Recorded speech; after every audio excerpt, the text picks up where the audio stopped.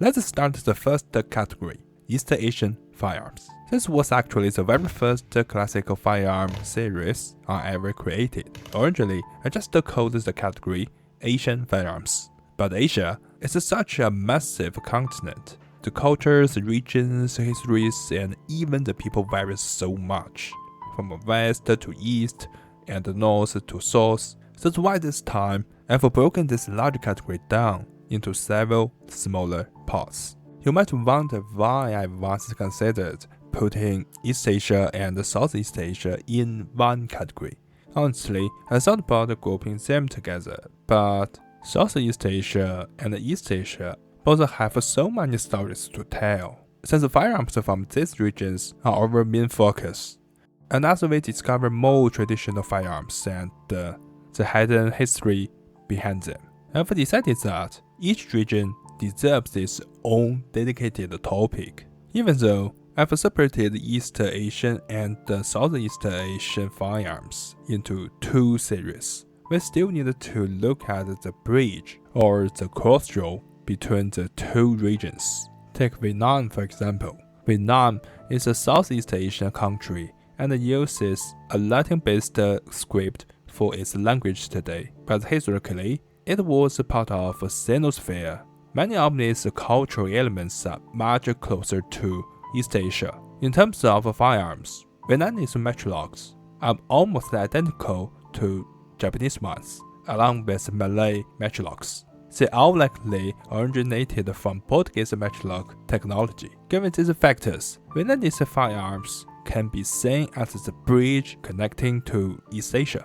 The second example is China. Geographically, China is in East Asia, but it connects North, Central, and South Asia. This position is reflected in its firearms history. China had snap matchlocks with mechanism very similar to Japanese and Vietnamese ones, again likely from the Portuguese. Additionally, China had pressure matchlocks, which show a very clear Islamic or Indian style, especially in the Tibet and the Mongolia regions. Tibet is close to northern India. Mongolia is near the Turkic cultural sphere.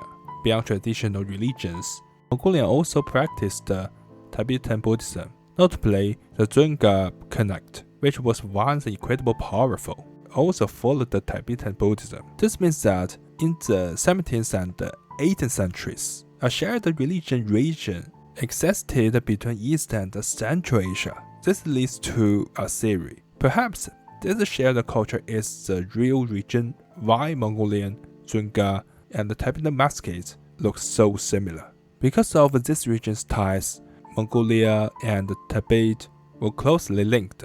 We can see the traditional Tibetan, Mongolian, and even Central Asian muskets often featured a very distinctive piece of gear, the bipop. Later, during the Qing dynasty, both regions came under the rule of the central government. This bipop style matchlock even influenced the royal firearms of the Qing court. Many surviving Chinese matchlocks today don't have the bipop, but they still have the mounting socket. It's possible the bipop was removed because it was too heavy, or maybe it was just lost over the centuries. Today, we often see the muskets alone, but the socket remains as a trace of their original design. Looking at all these factors, a clear picture emerges. Whether you look at ancient books from the Ming Dynasty or surviving firearms from the Qing Dynasty, the variety of Chinese muskets is quite impressive. In my opinion, China serves as the other major bridge in the history. So, that's the overview of East Asian firearms. Thank you for watching. Take care, stay safe, and I will see you next time.